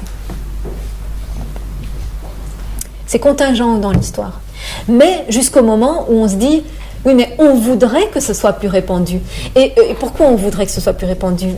On verra encore la semaine prochaine cette idée que c'est difficile d'être libre tout seul. On est beaucoup plus libre si le reste de la société l'est aussi. Donc, on insistera là-dessus la semaine prochaine. Mais c'est sûr que c'est pour ça aussi qu'on le veut. Dans ces théories de la liberté, on a l'air toujours de présupposer que la liberté en soi, c'est un bien, et qu'elle forcément, elle va se mettre au niveau du bien collectif. Mais qu'est-ce qui prouve? Qu'est-ce qui prouve que l'individu libre, autonome, va se réaliser pour le bien d'autrui? Rien du tout, et justement, on prouve même le contraire. Donc, comme je le disais, la création n'est pas nécessairement création de bonnes choses. On peut tout à fait librement créer des abominations et se conduire de manière abominable. Ça n'empêche absolument pas la liberté. Enfin, pardon, la liberté n'empêche absolument pas ça. Cependant, pour Castoriadis, l'autonomie en soi est un bien. Alors, il va quand même, encore une fois, tendre vers l'idée que puisqu'il y a un lien d'interdépendance entre l'autonomie d'un individu, donc sa liberté en tant que sujet, et l'autonomie d'une société, c'est-à-dire ces institutions qui sont capables de se remettre en question, qui ne font appel à aucune transcendance, à aucune nécessité d'aucun type, qui acceptent la discussion continuelle et le changement continuel. Comme il y a une interaction entre les deux, comme les deux se renforcent l'une l'autre, alors on peut dire quand même que, en principe, l'autonomie individuelle doit aller beaucoup plus dans le sens d'une société démocratique.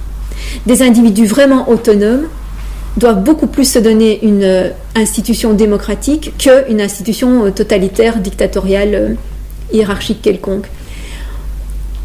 Puisque justement, ils sont... alors bon, évidemment, un individu, qui est tout à fait conscient de sa créativité, qui a pu complètement,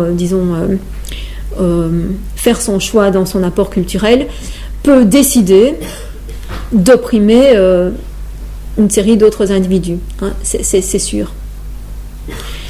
L'inverse est beaucoup plus difficile, c'est-à-dire dans une société démocratique, il devient beaucoup plus difficile de ne pas former des individus démocratiques. C'est très important aussi cette dépendance dans ce sens-là. Le fait que toute société produit des individus conformes à ce qu'elle attend d'eux, conformes à ce qui est nécessaire pour la faire se perpétuer. Donc une société véritablement démocratique, où chacun est appelé à donner son avis, a intérêt à former des individus qui sont capables de donner leur avis de manière constructive, donc aussi respectueuse des avis des autres, incapables d'avoir une délibération collective. Donc elle va former des individus qui ne sont pas effectivement destructeurs des autres ou de la liberté des autres. Mais c'est vrai que l'inverse est beaucoup plus difficile. À partir d'individus isolés, autonomes, il ne va pas de soi qu'ils vont construire une société démocratique. Donc il faudra qu'il y ait d'autres individus autonomes qui aient cette volonté-là. Enfin, du moins s'ils sont du bon côté de la puissance, hein, bien sûr. Un individu autonome qui est du côté opprimé va évidemment se battre contre son oppression et donc se battre contre une société répressive. Mais s'il est du côté de l'oppresseur, effectivement, il se transformera en un individu cynique, donc qui se rend très bien compte de ce qui se passe, qui se rend très bien compte du pourquoi, et qui l'assume et le veut comme tel. Il y en a certainement dans notre société. Moi, je pense qu'elle a toujours fonctionné comme ça, la société, et qu'avec en ce moment le culte du renouveau, du nouveau, de l'instant T, je trouve ça extrêmement dangereux, difficile on ne donne du sens à rien, quoi. Il y a eu tout un discours 20e qui est absurde, comme pour le reste des mouvements d'art plastique. basé sur la négation, sur l'absurde, sur le nihilisme, à chaque fois je reviens dessus. Ce qui est très important, c'est effectivement de souligner que la recherche systématique de nouveautés est en fait un conditionnement social et n'est pas une véritable nouveauté, en somme. N'est pas une véritable création. La rupture de l'histoire, ça ne veut plus rien dire. Tu en as parlé au début. Ah oui, le fait de rompre avec l'histoire, ce qui a précédé. Castoriadis utilise justement l'expression ex nihilo pour caractériser cette création qui n'est pas causée par une cause nécessaire, prévisible, systématique. Mais il doit bien préciser en quel sens il entend ex nihilo. C'est clair que s'il dit il y a une création ex nihilo, ça ne veut pas dire qu'il n'y avait rien avant. Ça ne veut pas dire que ça sort de rien. Bien entendu, il y a toujours un terrain avant. C'est toute sa thèse, et qu'il y a toujours déjà une information sociale avant. Donc on ne part jamais de rien. Ça ne veut pas dire qu'on part de rien, bien entendu. Le ex nihilo veut dire que ce n'est pas déductible de ce qu'il y avait avant. Donc ça ne sort tout entier de rien. Ça ne sort pas tel quel de quelque chose qui serait déjà là. C'est dans ce sens-là qu'on peut utiliser ex nihilo. Donc, ça peut être utile alors pour caractériser une création artistique vraiment féconde. C'est pas qu'elle ne vient pas de quelque chose ou qu'elle prétend qu'il n'y a jamais rien eu avant elle, ce serait effectivement absurde, mais c'est que la forme qu'elle propose n'est pas déductible de ce qui existait avant. C'est pas juste, par exemple, une recombinaison d'éléments déjà existants ou une transformation selon un processus qu'on connaîtrait déjà. Pour qu'il y ait création, il faut que ce soit pas juste une conséquence, oui, une sorte de conséquence ou de déductibilité de ce qu'il y avait. Voilà. Et en quoi c'est différent du clinamen? Le clinamen, c'est une création, on peut appeler ça au sens large une création, c'est un effet qui est vraiment sans cause. Parce que ici, on va dire que la création par l'artiste ou la création de formes nouvelles sociales quelconques, dans n'importe quel domaine, elles ont un sujet, il y a un sujet créateur. Et donc, on veut dire que ce sujet n'est pas une causalité systématique et déterminée, mais c'est une causalité volontaire, justement, ou une causalité réfléchie, une causalité qui choisit. Mais c'est pas un effet sans cause. C'est pas qu'il n'y a aucune raison à ce que tout d'un coup surgisse une nouvelle forme de société. C'est que des gens l'ont voulu. Et donc, il y a une cause, en fait, au sens large de cause. Alors que le clinamen, non, c'est pas que les atomes ont voulu dévier, on ne met pas de volonté dans les atomes, c'est pas non plus que quoi que ce soit comme élément extérieur ait produit ce changement. C'est un changement qui n'a été produit par rien. Il n'y a pas d'agent du changement. Alors qu'ici, il y a toujours un agent, justement. Mais on distingue un agent volontaire de conditions mécaniques, quoi. Est-ce qu'on pourrait dire que dans un cas, on peut remonter après coup à la cause, même si on ne pouvait pas deviner la séquence quand il n'y avait que la cause, alors que dans l'autre pas, par exemple, dans le cas de l'art, ou d'une nouvelle forme de société qui émerge d'une autre, on peut comprendre après coup pourquoi les gens qui ont créé cette nouvelle forme de société ont fait ça, parce que donc c'était une réaction à un type d'oppression, etc. Mais qu'au moment où ça n'avait pas encore été fait, il y avait plusieurs possibilités de réaction à cette oppression, et il y avait également la possibilité que la réaction échoue et qu'on va dedans, etc. Alors que pour le clinamen, même après coup, on ne peut pas comprendre pourquoi cette particule-là a fait ça, cet atome-là a fait ça, etc. Donc, ce que tu dis est tout à fait exact, à condition de bien dire ce qu'on comprend après coup.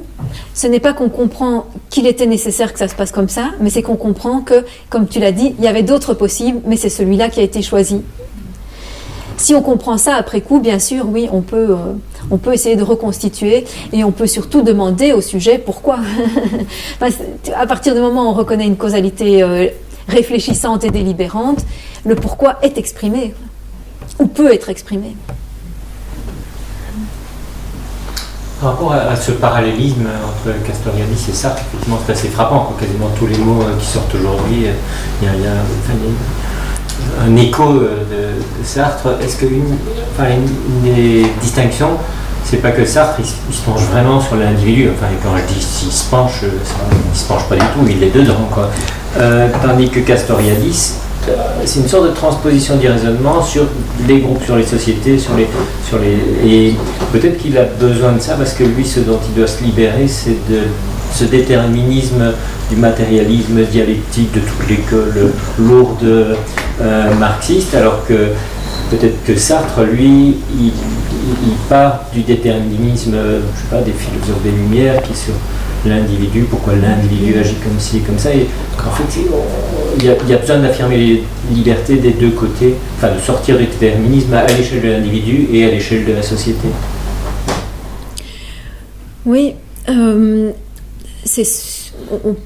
alors c'est encore une explication un peu déterministe de dire que en fonction de sa formation marxiste, il partait de l'interaction entre la société, enfin de la très très forte imprégnation de la société dans l'individu, mais ça n'empêche pas que Castoriadis il est au courant de la phénoménologie husserlienne, il connaît toute cette histoire de la conscience, enfin toute cette analyse de la conscience, il la connaît. Je pense qu'il y a une volonté chez lui de faire œuvre originale et donc de ne pas s'inscrire dans ce courant. Je pense aussi que rien de ce qu'il dit n'est contradictoire avec ce courant. On peut très bien l'ajouter, mettre les deux ensemble et dire que c'est complémentaire. Et aussi qu'il ne faut pas oublier qu'il parle beaucoup en tant que psychanalyste. Et que donc ça l'intéresse beaucoup, la relation de la conscience avec son inconscient. Et ce qui n'est pas du tout le point de départ des philosophes de la conscience. Même s'ils ne nient pas, je veux dire, quelque chose comme un inconscient pulsionnel, mais en tout cas, c'est pas du tout leur objet d'étude et ça les intéresse pas particulièrement. Alors que lui s'est interrogé vraiment au premier plan sur l'inconscient. Et donc en fait, il a voulu vraiment aussi étudier si un individu était déterminé par son inconscient. C'était très important pour lui d'éliminer de sauvegarder, disons, d'une détermination totale par l'inconscient.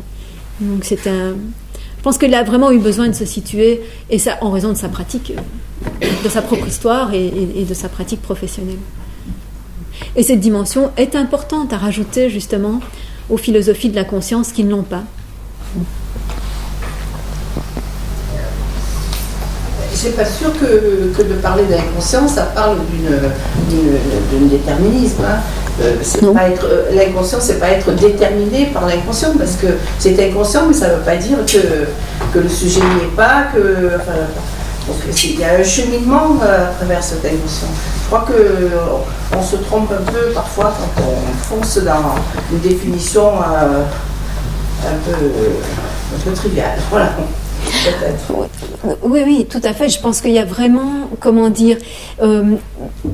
que les arguments déterministes qui vont chercher justement dans l'inconscient de l'eau à leur moulin caricaturent la théorie de l'inconscient et simplement se fondent sur certains cas pathologiques, effectivement, ou certaines, enfin c'est pas seulement des cas pathologiques, mais ça peut être assez fréquent.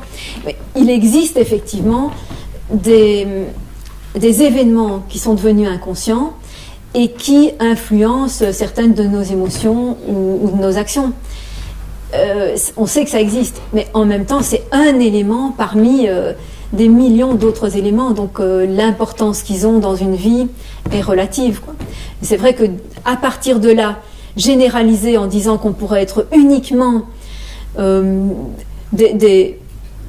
des effets entièrement prévisibles de nos pulsions inconscientes, c'est une absurdité totale, évidemment. Enfin, c'est vrai qu'alors on rajoute aussi le surmoi dans l'inconscient. Donc on dit, alors il y a d'une part le pulsionnel qui est inné, et puis il y a le surmoi qui est donc toutes les impositions sociales, et donc on retrouve, on récupère le déterminisme social dans le surmoi. Et donc on dit, bref, l'inconscient, ça contient tous les déterminismes. Non ? Mais ça, c'est effectivement une vision caricaturale, et c'est important de montrer que souvent les arguments déterministes sont caricaturaux, se réfèrent à des énoncés scientifiques. La même chose a lieu avec le recours aux neurosciences, etc. En fait, ils vont chercher des arguments scientifiques, mais en prenant qu'une toute petite partie, ou en les comprenant que partiellement, ou en les caricaturant. Tout à fait. Et donc, ce qui est intéressant, c'est qu'on est en train de renverser, il me semble, par rapport à... on est en train d'assurer de plus en plus la cause de la liberté, il me semble, par rapport à un point de départ où le déterminisme est une pensée tellement plus facile. C'est tellement plus facile de se dire, ce schéma causaliste, il existe telle et telle et telle et telle cause, donc voilà, hop, je l'ai fait, ça fait cet individu. Alors là, il me semble qu'on est en train d'inverser et de montrer une multiplicité justement de raisons pour lesquelles aucun argument déterministe, en fin de compte, ne tient, quoi. Pardon, Est-ce qu'il existe chez Castoriadis une unité de la conscience humaine? Et je dis cela parce qu'il me semble que son idée de l'imagination radicale détruit cette unité.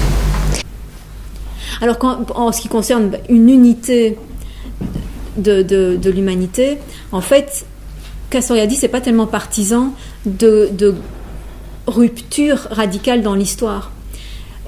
L'histoire, c'est un processus où certes il y a création de nouveautés et parfois des créations très radicales, où vraiment une forme de société en remplace totalement une autre, mais il reste toujours énormément de traits qui appartiennent à la réalité précédente, à la société précédente, et donc il y a on ne brise pas la continuité, on ne brise jamais la continuité, il y a toujours... Et d'ailleurs, ça explique aussi pourquoi on peut se sentir très proche de sociétés très éloignées dans le passé, par exemple. Donc il y a une continuité de l'humanité au travers de ces modes d'expression, au travers de tous ces modes de transmission. Et puis il y a un être, ontologiquement aussi, il y a un être de l'humanité. Il y a des choses qui sont vraiment proprement humaines, quoi. Le fait de faire histoire est propre à l'humanité. Le fait de pouvoir altérer son mode d'être est propre à l'humanité. Le fait d'avoir le choix de ces institutions est propre à l'humanité. Donc tout ça aussi, ça unit très très fort l'humanité de toutes les époques et de toutes les régions. Alors quand on dit de toutes les époques, il fait allusion à tout le processus d'hominisation qui a eu lieu progressivement. Donc c'est quelque chose qui a émergé dans l'évolution simplement biologique à un moment. Il y a eu un processus, c'est pas à un moment, c'est progressivement a eu lieu une transformation des capacités mentales telles qu'on en est arrivé à avoir les conditions nécessaires.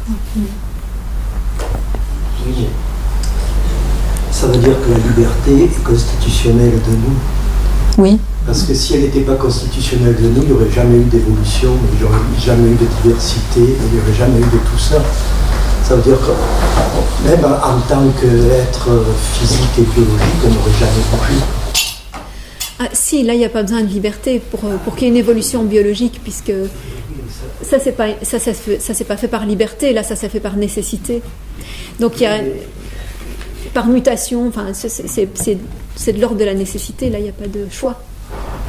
Tu peux le voir comme ça, mais tu peux le voir aussi que, si tu veux, ce que nous on pense être une idée, ça peut être aussi quelque chose qui nous constitue. Et une chose est certaine, c'est que on peut dire que la liberté, si elle est inscrite dans notre être, donc quand je dis la liberté, donc ça veut dire cette possibilité de choix, de diversité, etc., de création multiple. Donc on peut dire que c'est inscrit dans l'être de l'homme et que donc d'une certaine manière on est contraint à la liberté. Mais ça aussi c'est ce que dit Sartre. La liberté fait partie de notre facticité. C'est un fait que nous sommes libres. Donc on est contraint à être libre. Donc ça c'est une chose. Alors après pour Castoriadis comme pour lui comme il définit la liberté de manière différente de Sartre, parce que pour Sartre, tout être humain est libre, même celui qui décide de se laisser aller passivement aux événements, c'est encore un choix. Pour Castoriadis, non. La liberté est plus restreinte, quoi. L'homme libre, c'est celui qui se veut autonome, donc c'est celui qui se veut reprenant la maîtrise de sa vie, de la direction. Donc là, c'est différent. Et par conséquent, c'est moins une fatalité d'être libre selon Castoriadis. Et c'est pour ça qu'il y a tant de gens qui, selon sa définition, ne sont pas libres. Potentiellement, ils le seraient, mais ils ne le rendent pas effectif. Donc il n'y a pas de nécessité à être libre, selon sa définition de la liberté. Oui, ouais. Est-ce qu'on peut dire que, après tout ce que tu as dit, que tous les philosophes et les auteurs que tu as cités, on va dire Castoriadis ou Sartre, ont une certaine idée de la liberté et du déterminisme?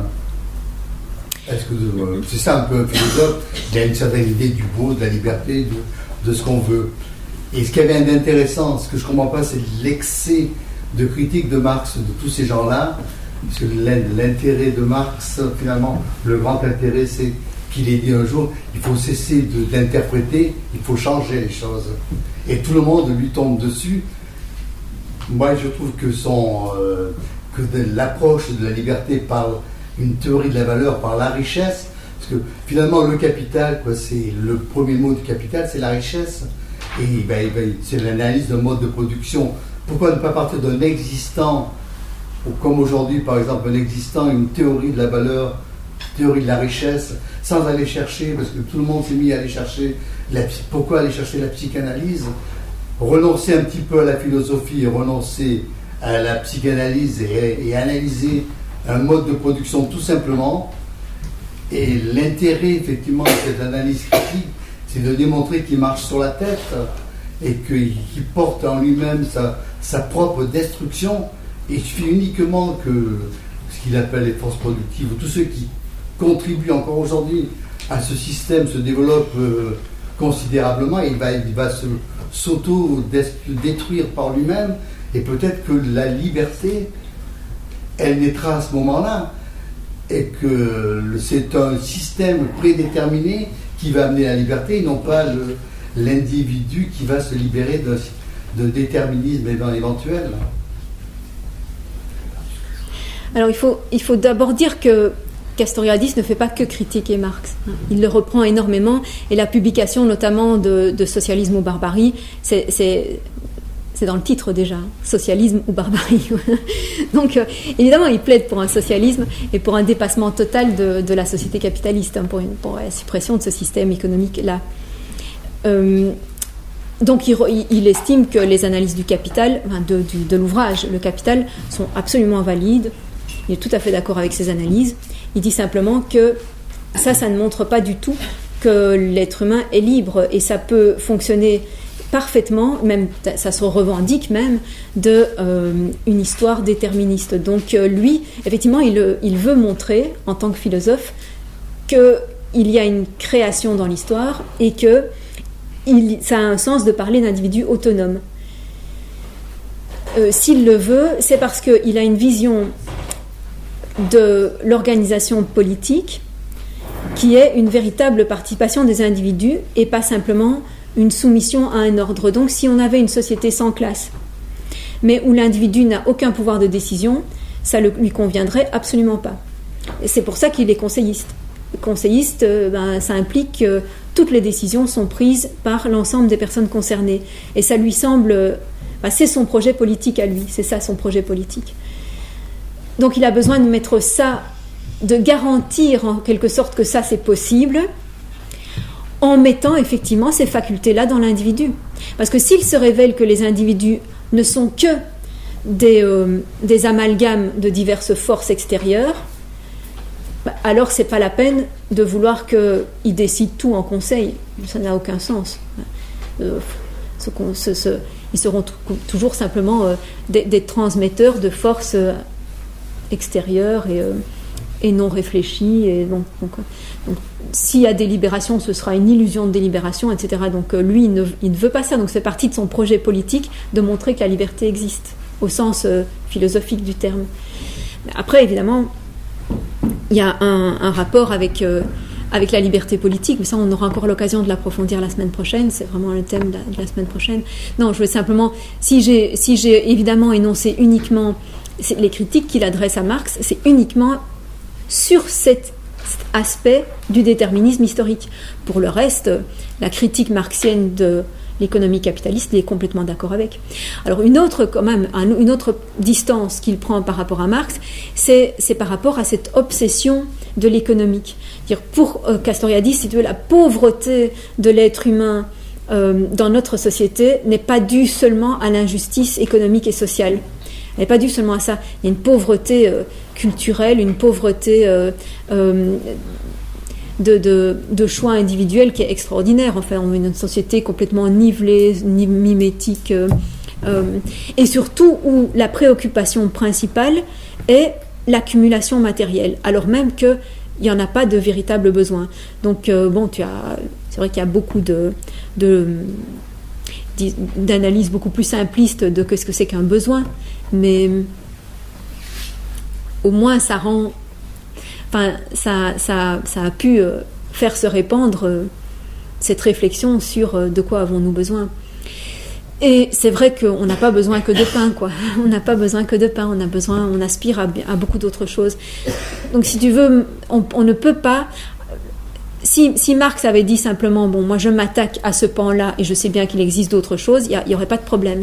Mais le problème est qu'il a dit, tout le reste n'est que superstructure par rapport à ça.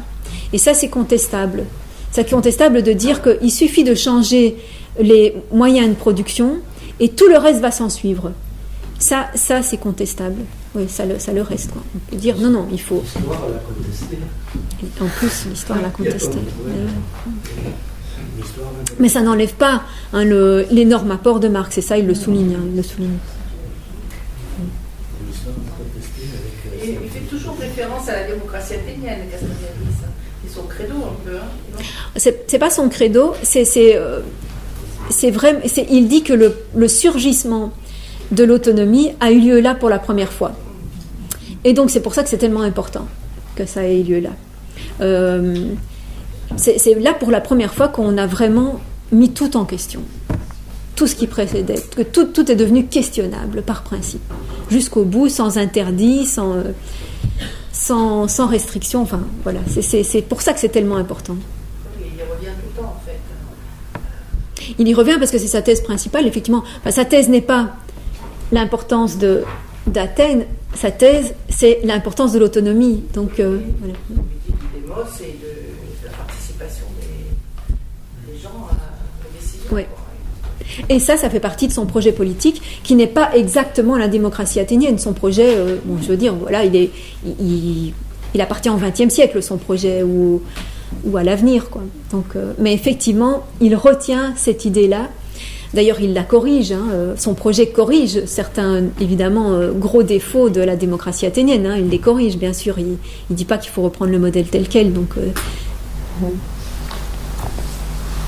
Et ce modèle, ça ne serait pas Socrate avec sa critique permanente jusqu'à s'en priver de liberté et à accepter la mort? Il ne parle pas beaucoup de Socrate. Et tu vois, Socrate, en fait, c'est une critique un peu stérile parce que c'est une critique qui n'aboutit jamais au positif. C'est une critique qui montre toujours que toutes les réponses disponibles sont insuffisantes, mais qui ne les remplace pas par une réponse positive. Parce qu'il n'est pas dogmatique. Oui, mais si tu détruis tout et que tu mets rien, est-ce que tu vas avancer? Tu vois, enfin, il y a toute l'idée que l'histoire, elle avance quand même par projet, donc par position de quelque chose, d'une proposition, ne fût-ce que sous forme d'une proposition. Tu vois, alors parce que dogmatique a un sens ambigu, et c'est très ambigu parce que pour l'Antiquité, dogma, ça veut dire une doctrine, une thèse. Donc effectivement, tout qui a une thèse est dogmatique pour eux. Mais après, c'est devenu péjoratif dans le sens de vouloir imposer, défendre une thèse en dépit de tous les arguments contre, ou en dépit de... Mais dans ce sens-là, non, on peut faire une proposition et avoir un projet qui ne soit pas dogmatique au sens péjoratif. Et d'ailleurs, il s'en justifie dans son projet politique. Il dit bien que s'il a ce projet, c'est parce qu'il sent que d'autres l'ont avec lui. et c'est évidemment pas pour l'imposer. Il sent bien qu'il y a une aspiration et après, quand il voit que cette aspiration diminue dans les années 80, il comprend aussi qu'elle est recouverte par des couches d'aliénation et qu'on peut analyser, on peut dire pourquoi cette aspiration est recouverte. Ça n'empêche pas qu'elle soit là, quoi. C'est pas un démenti de la théorie, c'est vraiment dire qu'il y a des... en fait, que l'autre projet, parce qu'il présente toujours la société européenne comme un combat incessant entre deux projets antagonistes. Le projet d'asservissement, de maîtrise, d'autonomisation d'une classe opprimant les autres, et à côté de ça, le projet d'autonomie, donc de politique ouverte. Donc il dit que ce sont deux projets dont l'un a le plus souvent dominé, mais n'a jamais totalement écrasé l'autre. Et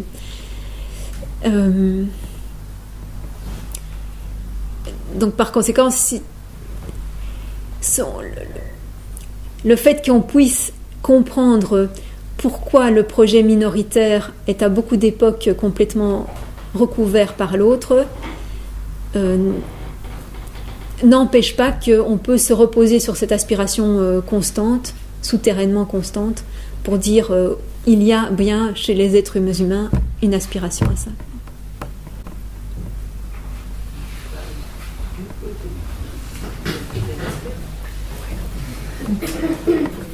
Voilà, mais selon le mot très galvaudé, mais quand même très exact, on peut avoir un pessimisme de l'intelligence et un optimisme de la volonté.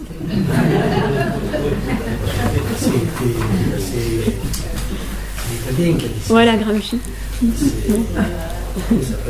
Gramsci.